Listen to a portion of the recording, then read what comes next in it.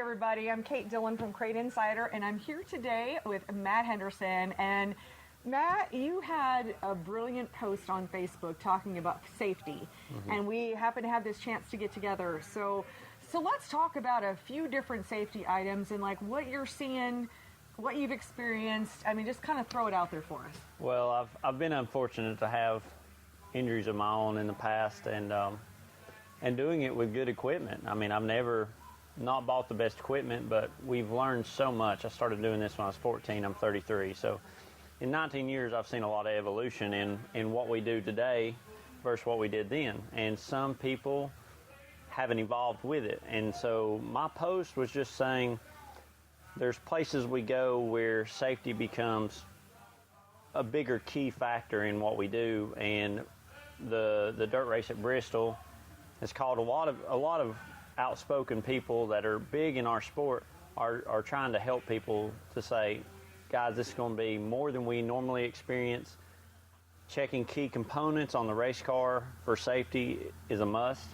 Having the right safety components is a must, and that's what my post was saying is, guys, we have to have the right parts to go up here, and it's going to be a little more dangerous than we're used to. So.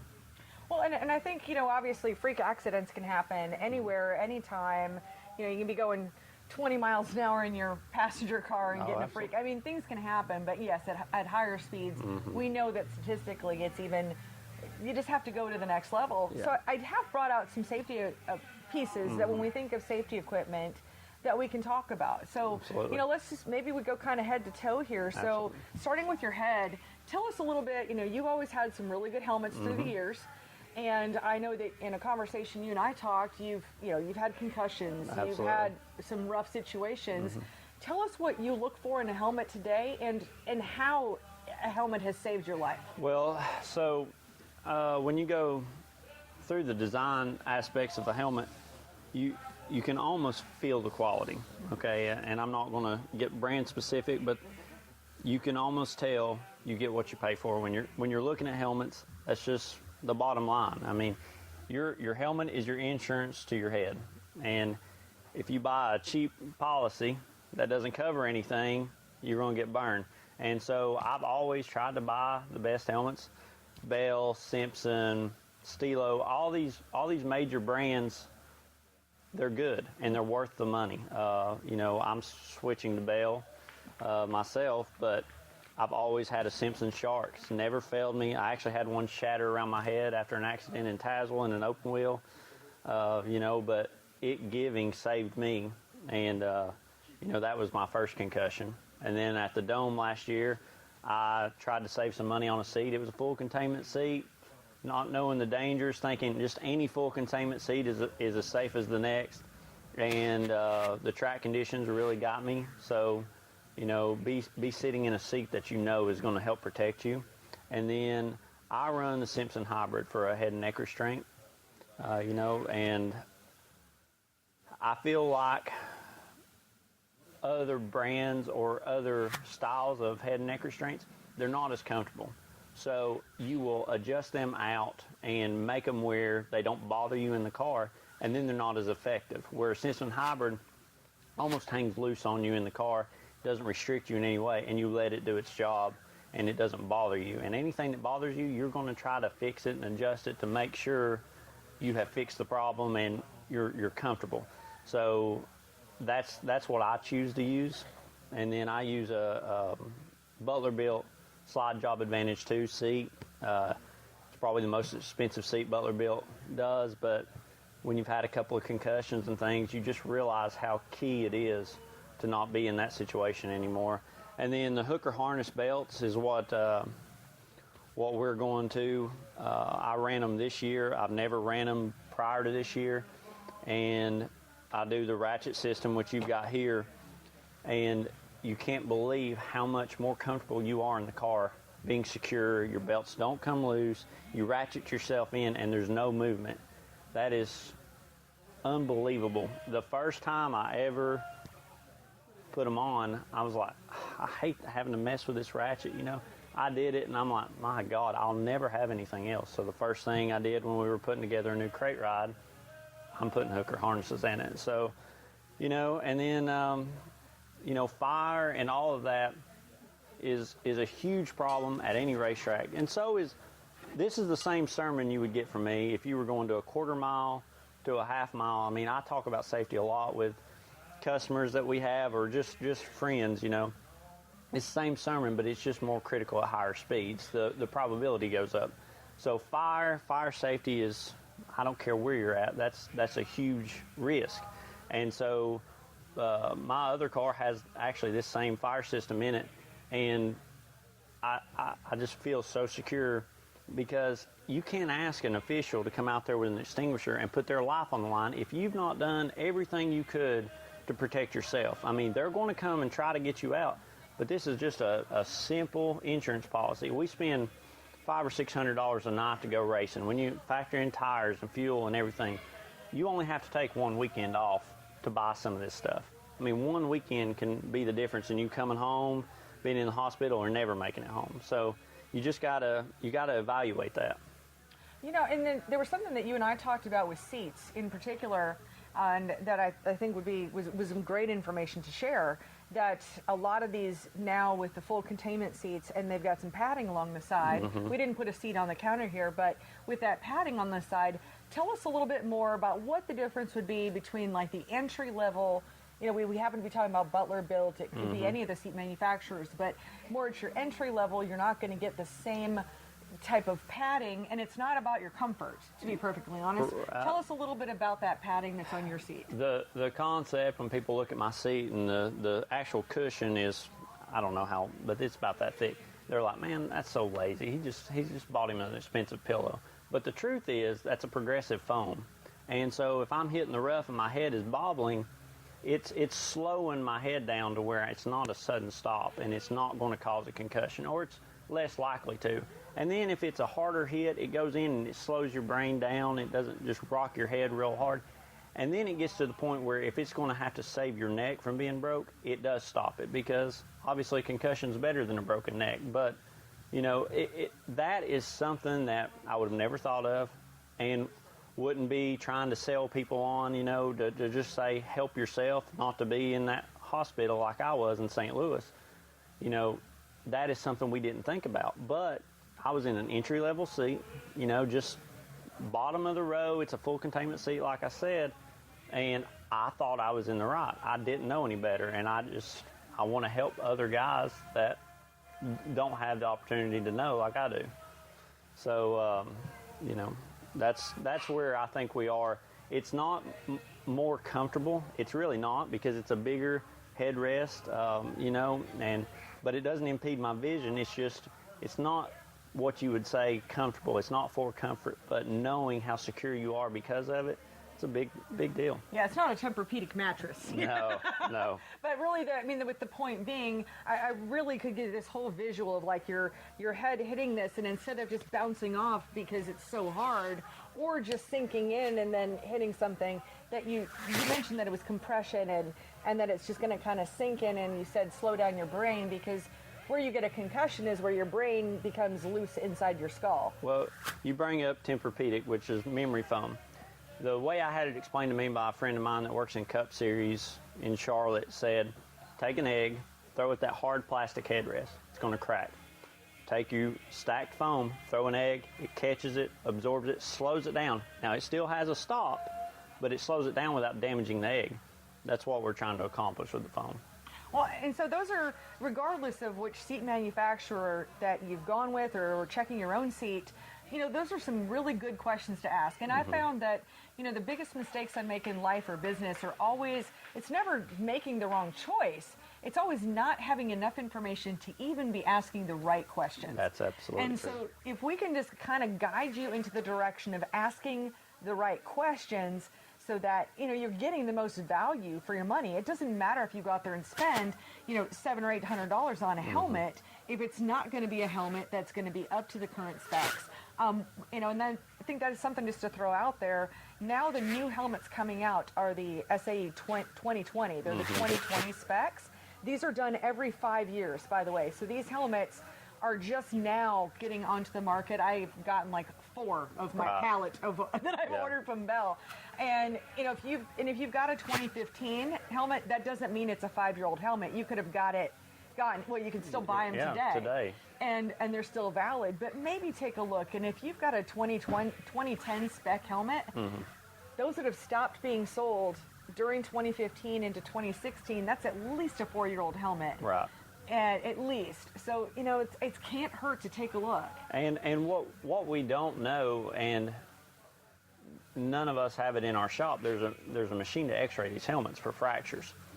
What you may not realize is your helmet is fractured, and in the case of an impact, it's already used, it's already absorbed its energy, so it's not there to protect you. So it's really important. I know guys that show up with muddy helmets, from last week, okay? Maybe last season at this point, and their helmet still has mud on it.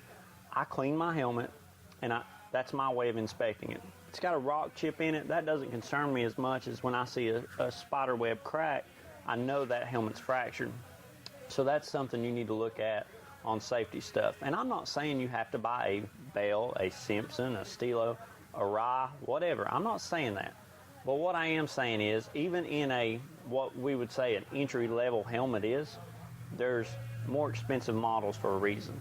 And you need to look at that and, deal with somebody like CrateInsider, like, SR, whoever, that they put their hands on the parts.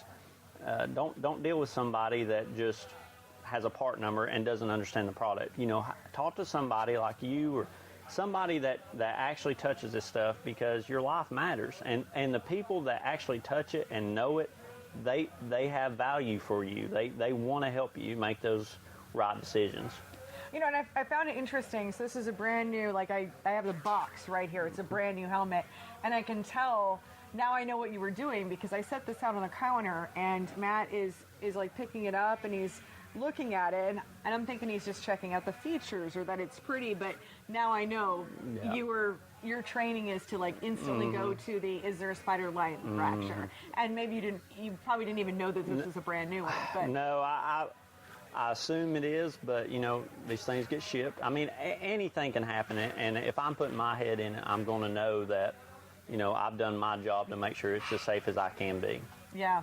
And, let's talk about seatbelts, because you and I had a great conversation about that, and that with other seatbelts, how you end up just kind of rocking around in the car and being really tight. I can totally understand. I've snow skied before. Right. And in snow skiing, you want your boots as tight as possible.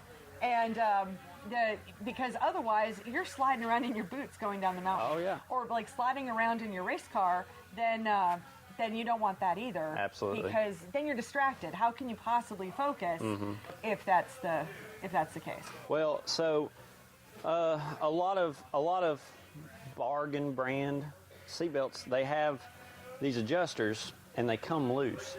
And I actually drove a car 2 or 3 years ago for a guy, and it was one of those last minute deals, which I've really tried to limit myself from doing, because you're never in the right seat. It's not good. But when I would go in the corner and I would feel myself rock forward, and it was the binders coming loose, and so I was rocking forward. And you're going down the straightaway trying to do this. Oh, man. Well, if you have an impact and they're coming loose under normal racing conditions, what's going to happen when you have an impact? You're going to hit the steering wheel. So it's really important to, no matter what brand it is, to check that. Yank on it, make sure, am I going to stay secure? The hooker harness ones have a real good spring-loaded deal that you can actually maintenance and be aware of. Hooker also does a deal where you buy one set of belts and you can get them rewebbed until the parts fail. And you may do that 10 times. Probably do it till you're done racing. So that's why these are probably the most expensive belts on the market, but they're the best value, and people don't always understand that when they're shopping by the dollar amount. But when you have a set of these with these and the better latch and the ratchet system, the value you get for that is unreal for what it does for you. But always check these, and if you have a hard impact and you feel like your belts are loose, the webbing can actually stretch on them, and those belts are never as safe as they once were. Not saying they won't protect you in an impact, but the likelihood of getting hurt has gone up. So you always have to examine that. And if you've had a hard impact this year, do not start next season with those same belts, at least without doing your duty of making sure they're as good as they can be. Well, and we're kind of at the end of the season. We're making this video at the end of 2020. You know, for anybody who's watching this 5 years from now. But regardless, now is a really good time of year to be checking your belts. And you're checking for a couple of different things. One is to check the dates. All of these that are SFI certified, they're going to have a date on them, and there's a reason for that date. And that's where, like with the hooker, if this actually is just my display version of belts, and so they've never been used and they're out of date, but I love to talk about them. It's a perfect example of a belts being out of date. But what I could do is, of course, send them in, get them re-webbed, and they would be recertified. And these are like aircraft quality hardware. Absolutely. It's heavy duty. So that's one thing to do. And you know, there's also something I've learned that from Neil and Scott over there at Hooker, and they mentioned covering up your seatbelts when you're washing your race car. Absolutely. It's like hanging jeans. Like you wash your jeans in the washer and you don't have a dryer accessible, or who knows, who knows what you were doing, that you got your jeans wet, but you hang them up to dry and they get all crunchy. Well, that can happen to your belts, and then that really hurts the integrity of the webbing. Well, in what I do, you know, dirt late models, we wash after every race, and sometimes we may race twice in a weekend. You may wash this car 50, 60 times. If you don't take care of your belts and they get wet and back and forth, the wear rate on them is horrible. So you got to protect them just like you do anything. You cover up the carburetor to keep it, you know, keep water from getting in it and hurting your motor. You got to do the same thing with all your stuff. Even, you know, some of these seats have removable headrest padding. It's the same situation. So, you know, on belts, there is a flame retardant material there too. You don't want to wash that out either. Yeah. So. Wasn't aware of that. So those are some safety tips from us today, and you know, thank you for taking the time with me, Matt. And I think, you know, at the end of the day, also bolt check. You know, make sure, check your welds, check your bolts. The components you don't ever consider checking, and just even the one thing I found that I'll say rookies don't check is the bolts on their rotors. They'll come loose, or they'll be fractured around the ear of the rotor, you know, and if one of those explode and goes through the deck, the tire, and you lose control on entry, if it's the right front, right rear, you know, you've blown the race car apart and crashed. So there's a lot of things that you got to do. And one thing I want to say, and one thing me and you talked about, is this is not for us to sell product. I sell all this safety stuff. You sell all this safety stuff. There's a million people that do. I don't care who you buy from. You don't care who you buy from. Buy from one of us. Buy from somebody that will take the time to help you make these decisions. That's critical to keeping you here with us. So. Yeah, and if you learn something in this video, you know, like it, share it. You know, our goal here is to get this information out to the world. Absolutely. And I guess what I always say about safety is you can't win if you're dead. That's right. That's exactly right. So with that, we'll see you guys at the track. Thank you so much for watching and taking the time, and be safe, guys. Be safe.